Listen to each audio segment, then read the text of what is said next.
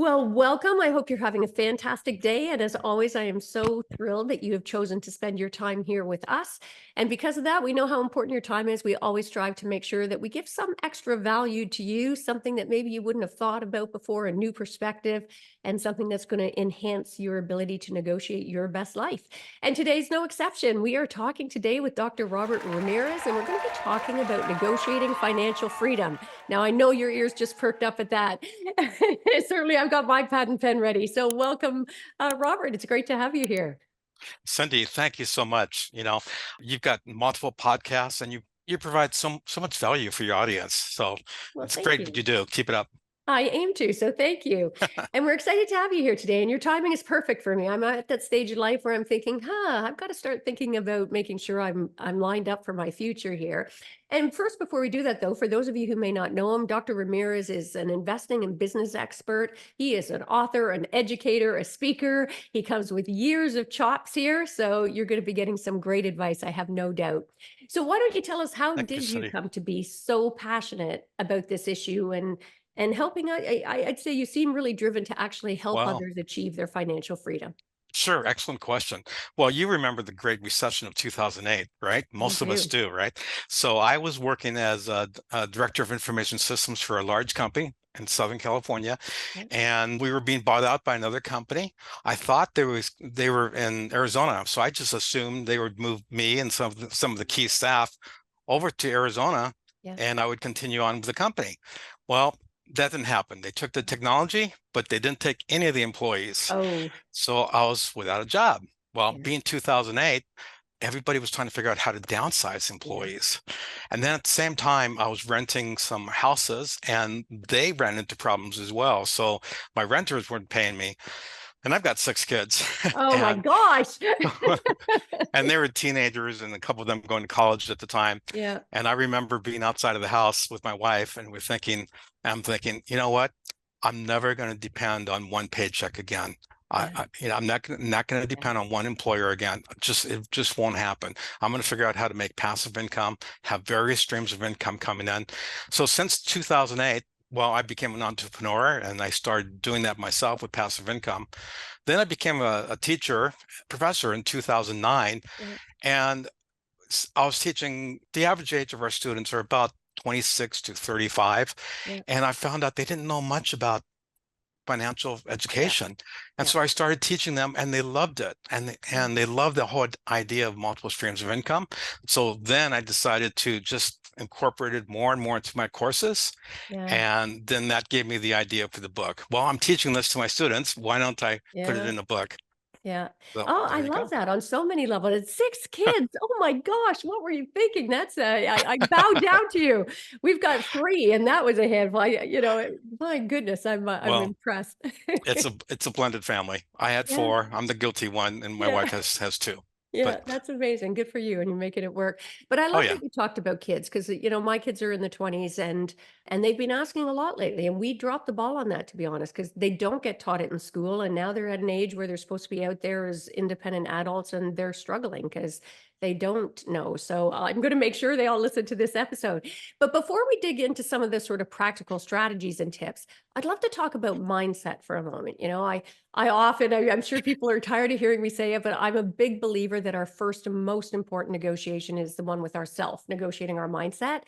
And I find the idea of investing intimidating. I think a lot of people do. So, how can we negotiate our mindset to maximize our effectiveness to achieve that financial freedom? I think you hit it on the nose. That's the most important thing. There's a couple words that I like. I like momentum. I like Mm, determination. yeah, And just like anything, investing is a skill set. yeah, And you can, with a little bit of education, a little bit of practice, you can learn that skill set, but you have to have that right mindset. You got yeah, to have that positive attitude because investing is tricky. There's going to be times when the market is just not going the way that you want it to go, yeah, and you won't be able to sleep at night. yeah, So you have to have that mindset to know that, you know what, whatever happens, the sun's going to come up tomorrow, and I yeah, can I can fix this, and it's going to yeah, get better. And you just keep with that dedication, you just keep pursuing every day, and every day you learn more. It's just yeah, investing is a skill set that everybody can learn yeah. I with love a that. positive mindset. And I like that persistence piece as well, right? And that the positive lens, I guess, right? That we're stop being so afraid of failing and we start to, I talk about failabrations that, let's take those failures, hold them up to the light and see what we can learn from them and celebrate them as a way to move forward. Now, you had mentioned when you were answering your question, and I love that you've created this incredible sort of new career and passion out of necessity, right? If you will. But Yes. you'd mentioned passive income, getting that passive income while you sleep, right? So I'd love if you could tell us a little bit about what you mean by that and what are some strategies to generate that passive income. Okay. So can I digress for one moment? Because we were Absolutely. talking right before we started, we were both talking about we're both looking to retire, sometime, right? Yeah. And but it's interesting to note that 11,000 people, baby boomers mostly, we retire every day. Wow. And with these 11,000 people retiring every day, most of them are going to outlive their retirement Yeah. because Yeah. we're going to get Social Security, which is about a third of our retirement. Yeah. But when they set up Social Security in 1935, it was only people were dying at 66. Yeah. Well, now we're 86. That's Yeah. 20 or 25 years later. And so with the good drugs, biological drugs, people are exercising, Yeah. dieting better, we're all living longer. So that's really a fear for most people. Yeah. And then for women, especially because women, bless their hearts, they're, with a family and Yeah. my wife was working full time, but she also, took responsibility for, cooking all the Yeah. meals Yeah. and maybe a lot of the, taking care of the kids. So Yeah. they've got a double responsibility. And then when my mom was sick and she was needing a caretaker, my wife, who was a nurse, she became the caretaker as well. Yeah. Well, she wasn't working at the time, but they're not making money. So women have it, and we already know, as you know, women make about what, 16% Yeah. less than men. Yeah. So for women, it's even tougher because they're going to outlive the men.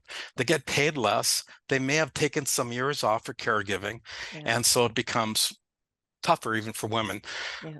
But for everybody, women, attorneys, everybody, it's important to have passive income Yeah. because what you want to do is you want to create passive income and keep that income coming in. You might retire from your job, but you still have passive income coming in. And I'm going to stop you for one sec, Robert, because Mhm, I want you've said something that really struck a chord with me. And for our mhm, listeners, mhm. I want to challenge you for a moment to think about your current circumstances, because I think very few of us do that. And certainly as professionals, lawyers, I know in the legal community, so many people in my circle are working way beyond where they wanted to because they don't have pensions through work. They hadn't really thought about a long-term effective retirement. They're used to a certain standard of living and suddenly they find they can't support themselves. So I challenge our listeners there to really consider, after this episode is done, make a note to yourself to go through and see if you have the resources to actually support the longevity of life that you're hoping for. So Right. back to you on passive income. Exactly. So everybody's got to make a personal assessment. Where are they? How long do they think they're going to live? What kind Yeah, of health are they in? How much money they have? Kind of figure out what they're doing. But everybody has the ability to make passive income. And you asked me what some of the strategies yeah, were. Well, we all know about 401ks and investing in the market, but your money also has to be diversified as well, because we know something will happen to your investments yeah, or whatnot. So I love real estate for one, yeah, and I've owned real estate for 20 some odd years. yeah, And I have renters that end up paying a good portion of the mortgage. yeah, That seems to work out for a lot of people. If you study a lot of the billionaires, they all own property and they have land and buildings and not. So because they want to diverse some of their income into these other opportunities that are safer, more yeah, consistent. So number one is real estate. yeah, But two, I would say that as people are trying to figure out, well, I just retired from work. What am I what am I going to do? yeah, And and you know, we're healthier now when we retire from work, and there's so many things you can do. One of the first things I tell people to do is do an assessment of themselves. What are their skills? yeah, What are their hobbies? Create a LinkedIn account and on LinkedIn say available to work and yeah, start listing your skills. and say that you want to work part-time, just something fun that you want to do. Yeah. And so many part-time jobs, and people love retired people because one, we've got a strong work ethic. We Yeah. work hard, we can work from home, and we take care of things. Yeah. What hobbies do you have that you can turn into generating income? Right? It Yeah. could be making candles and then Yeah. selling them over the internet. With the internet now, the power of that, we can reach people worldwide. The distribution is fantastic. Yeah. Selling products on Amazon. I can go on and on with Yeah. 25 ideas. I don't know if Yeah. you want to continue, but I love that you talked about the idea of diversity as well. I think we often miss that. And COVID, if it wasn't, it ought to have been a big wake up call for many of us who it was for me. industries that people had assumed were rock solid suddenly just gone, right? I mean, I had a friend who, their family owned, shopping malls, and that had been, and they were set, right? I mean, how it's so secure, and suddenly everything is shut down and that income is gone, but all your Right, costs are continuing. So, so important. Now, right. there's a lot of contradictory information out there about preparing for retirement, right? So, I'd love if you could share some of the top, I guess, financial myths, for want of a better term, about retirement. Well, one myth is, people would say, okay, I'm retired, so I'm done making income, right? We've already broken that myth, right? You Yeah. you need you need to continue making income because Yeah. you don't know how long you're going to live. Yeah. 20, you got to count on at least 25 years Yeah. of income coming in. You can't just be pulling money out of your Yeah. retirement. That's not going to work. Yeah. And then the Social Security, we have to look at that. When to take Social Security? Do you wait till you're 70 to capture that extra 24%? Do Yeah. you take it at your full retirement age? For most people, it's between 66 and 67. Or do you take it early at 65? Yeah. And every situation is a little bit different. Again, it's your health and your situation, and then your benefits, whether your spouse worked or not, and how are you going to manage that? Because your spouse will get my spouse will get my Social Security if I pass away Yeah. before she does. Yeah. So that's a big benefit. So you have to look at all those things. Yeah. In terms of myths, one myth is, well, we'll have to come back to that because Okay. I'm drawing a blank right now No worries. No worries. as I was Well, on a different topic. why don't we jump to, and then you can just pop it in when it comes back to you, is what are some of your top tips to maximize retirement? If people were sort of taking notes here to say, okay, what are some of my top things I can do to maximize my retirement experience? What would some of those be?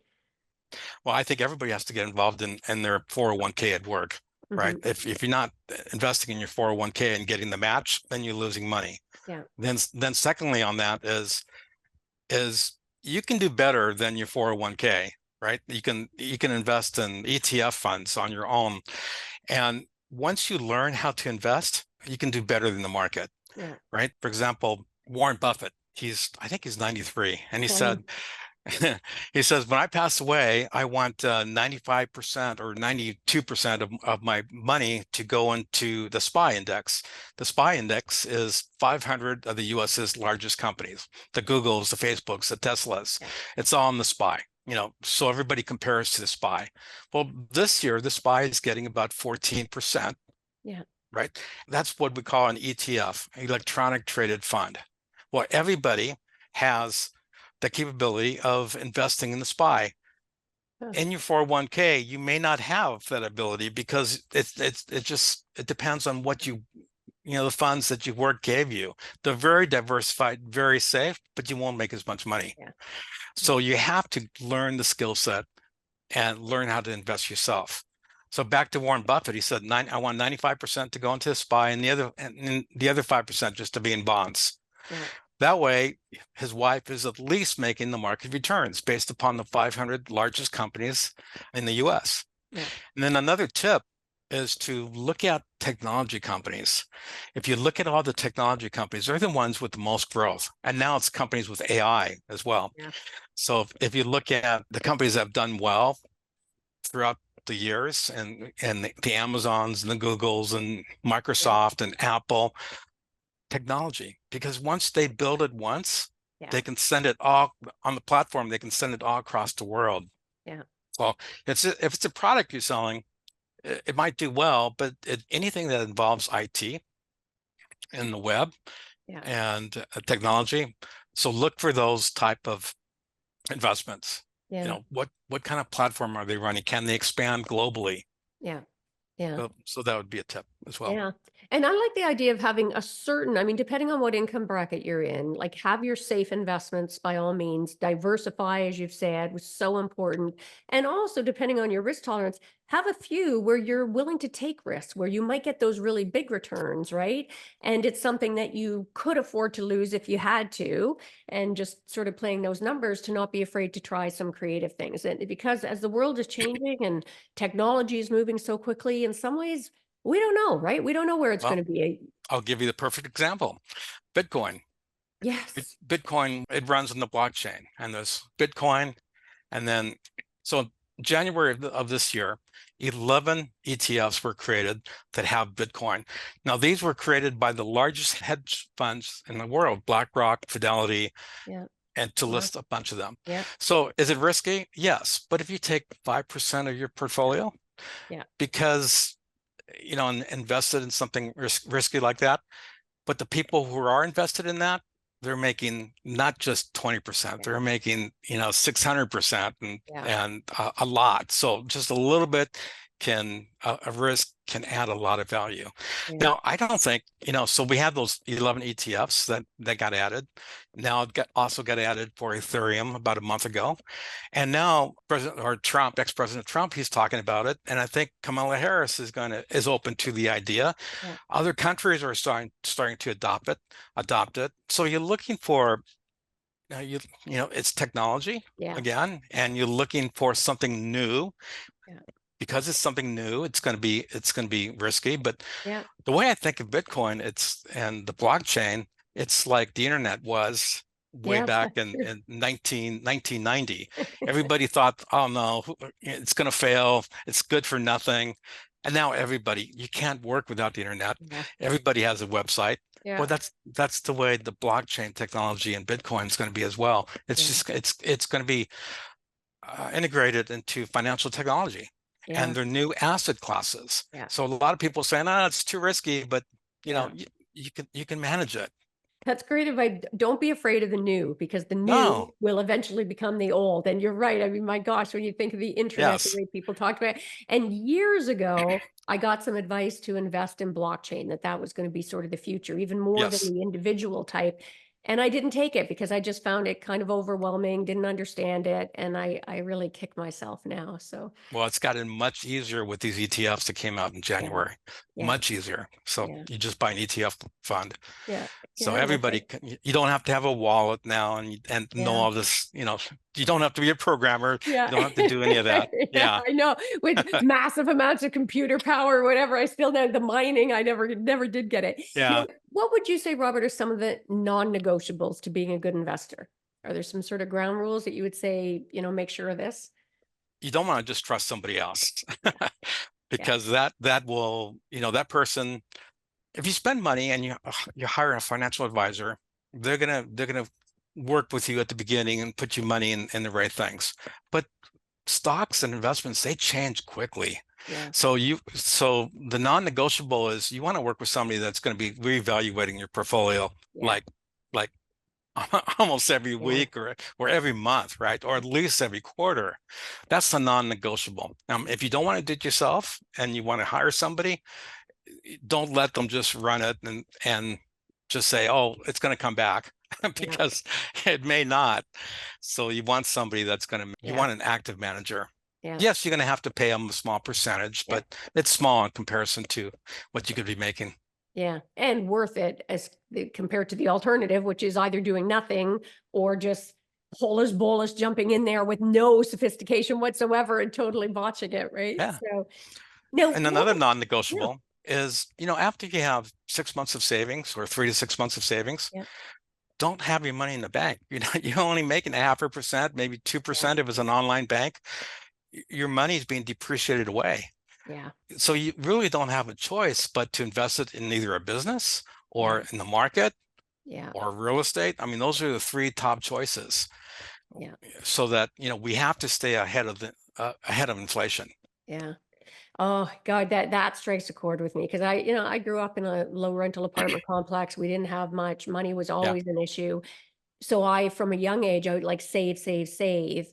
And it's sadly much later than I would have liked to recognize, hey, my money is now worth not much more than it was. And with the cost of living increasing, it's actually worth less in some ways. Had I would have been way better to go invest that money in something and have seen that kind of growth. And on an unrelated, as you were saying that, I was thinking too, even like use it in more effective ways. Don't have it just sort of sitting in a bank getting a half a percent or whatever, much like your points cards. Oh my gosh, when I think about the points cards, my hotel points and flight points, and I Right. saved and saved and saved them.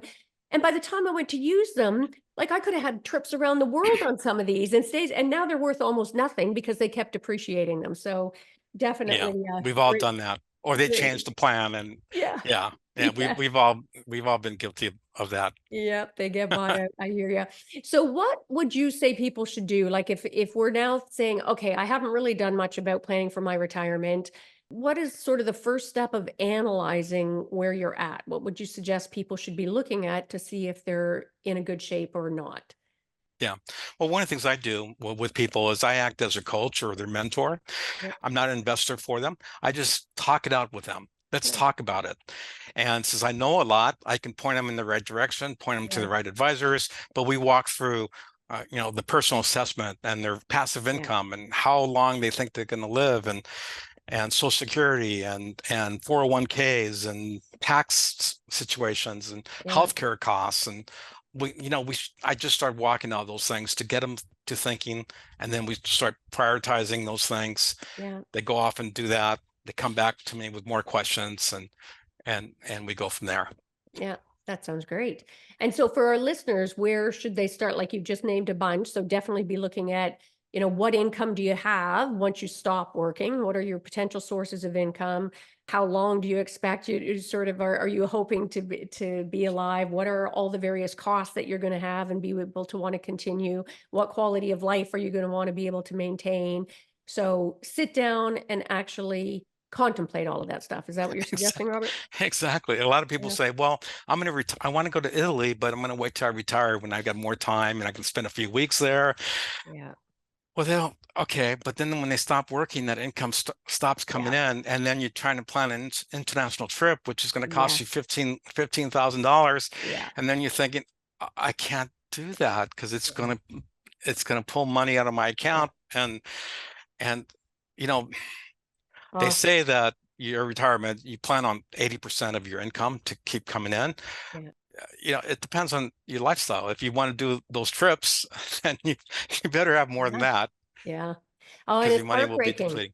I've Yeah. seen so many people, you're right, spend an entire life putting it off, not doing it. And I'm like, I mean, I'm doing a lot of my bucket list stuff now. Last year we went Yeah, to me too. Antarctica. I went to the Amazon. I'm like, I'm doing it Ads. while I'm healthy and I'm able. Yep. But I know people who spend a whole life waiting to do those things and then suddenly found themselves in a position where they're not and they're, you Right. know, practically Yeah. working as Walmart greeters trying to make ends meet. It's tragic to see. Oh, So that's sad. yeah, I my wife and I we've been to 22 countries because we love to nice. travel. Yeah, Love to same. meet people from different countries.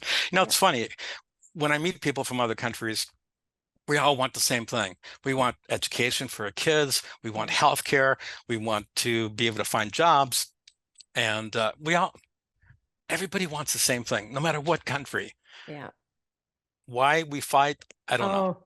Oh, well, you're That's a speaking whole my different language. topic. That was one of the things for me that precipitated the art of feminine negotiation, which, as we were talking about before we jumped on, is not gender based. It's this idea about, my gosh, we resist what we don't know instead of embracing the things that we don't know, opening ourselves up to other perspectives and focusing on the things where there's commonalities, which is much more at its Yes. core than our differences. Almost always, it's just mind-boggling to me the Yes. we set up this polarized, divisiveness. So now, what was one of the most surprising things that you discovered in researching or writing your books?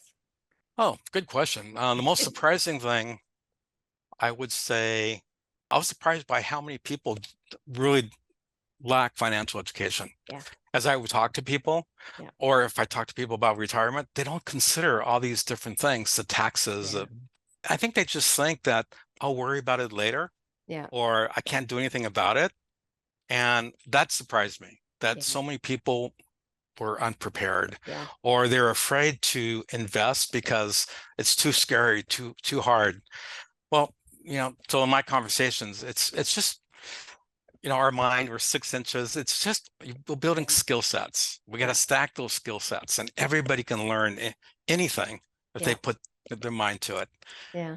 Yeah. But And I want to people are circle back afraid. to that Yeah, diversity piece that you were talking about as well, because I think so many people only think in terms of, sort of money for time, right? Like yeah, I'm gonna work at a job and get paid for what I do, which can be very short-sighted because if your health takes an adverse turn or that particular industry suddenly explodes because of some technological replacement or otherwise, you're left stuck. Whereas if you've got a diversified outlook and are actually diversifying the possible sources of income, then you're not going to be leaving yourself completely stuck. The chances of that are so much smaller when you do yeah. that. So yeah, Yeah.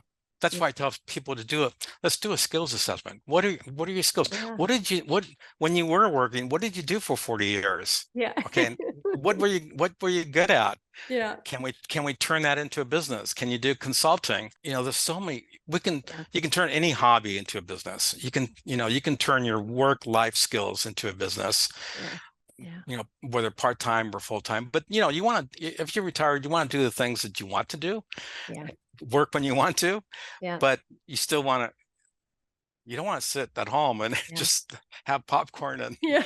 and Yeah, well, and watch once in a TV. while, but just Yeah, just not all the yeah, time. yeah, But yeah, I really like your focus on your passion, right? What is it you like to do? Because I think yeah, so many of us go through life doing what's expected of us, following those traditional paths.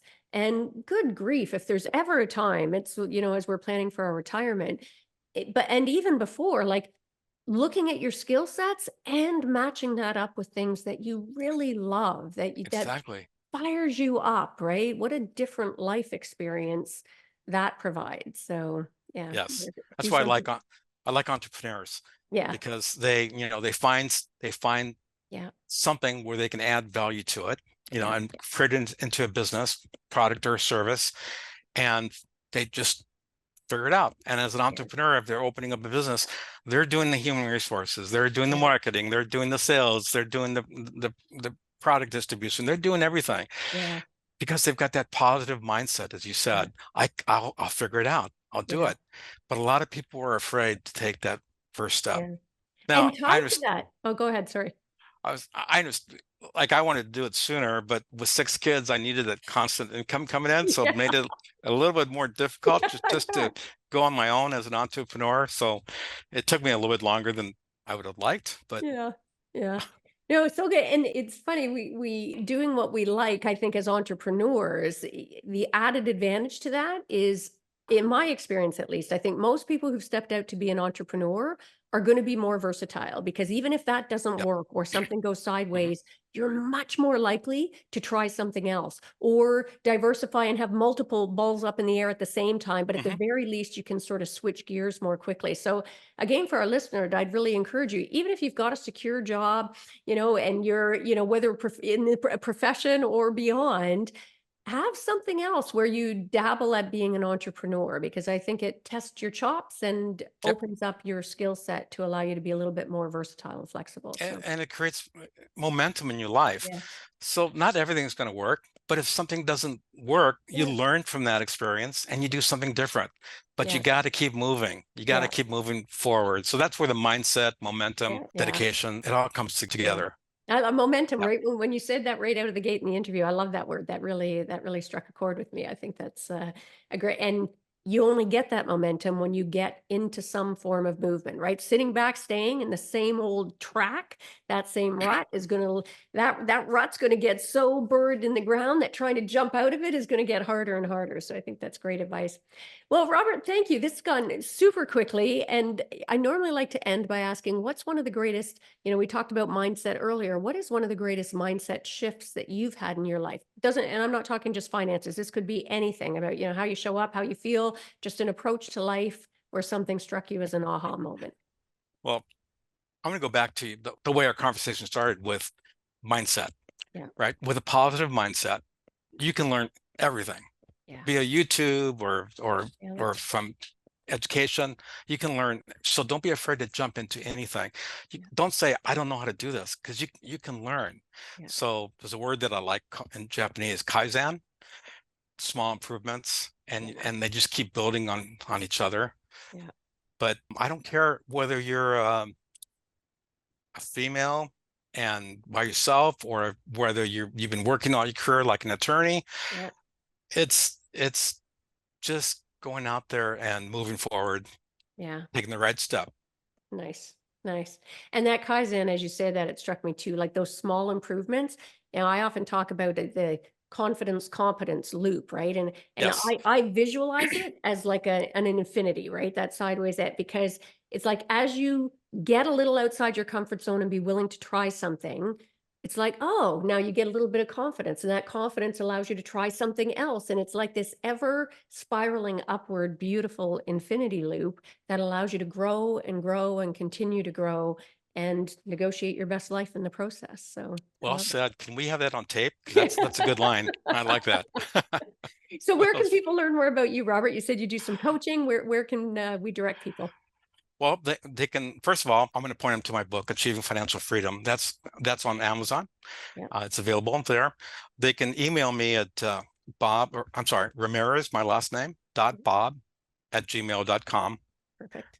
I've been in technology so long that I don't have any numbers with my name. It's just my name, Nice. Ramirez.bob. Yeah. And they can reach me that way. Another good way is on LinkedIn, Dr. Robert Ramirez. And if I do a coaching session for somebody, the first 30 minutes are free, and then we go from there. If I Sounds can help great. them, we continue on. If not, I they've love learned something. That's great. And for our listeners, make sure don't panic if you weren't able to catch that, or if you're in the car at the moment and we don't need you squealing over to the side of the road. We'll make sure to put that in our show notes as well. And I do suggest take advantage, follow up with Robert as well, and check out his book. And hopefully that will whet your appetite to start making sure that you create the circumstances to ensure your financial freedom. So thanks so much for joining us, Robert. This has been a really fun conversation and certainly enlightening. Really appreciate it. Cindy, thank you so much. I've enjoyed it.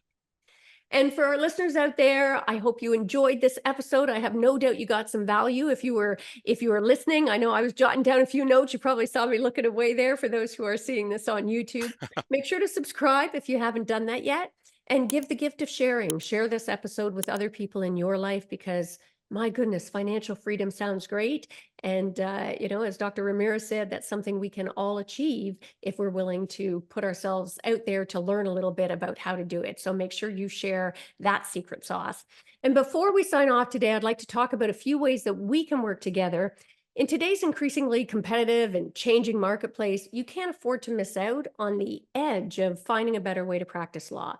And I'd love the opportunity to help you and your firm be able to thrive and stand out. And I believe my programs are the best and fastest way to be able to help you and your team get that increased work flexibility, find that life balance, get that renewed sense of purpose so you can reduce stress, anxiety, that sense of overwhelm, burnout, and depression, and rekindle your passion for the law and genuinely enjoy the art of practicing. And if that sounds interesting to you, check it out. If you want to bring a better way to practice law to your firm, just check out practicingwithpurpose.org and you can book a consult. And that is a wrap for this episode. So until next time, go forth and find ways that you can practice on purpose, find a better way to practice law so you can rekindle your passion, make a difference in the world, negotiating your best life on your terms. Until next time, take care.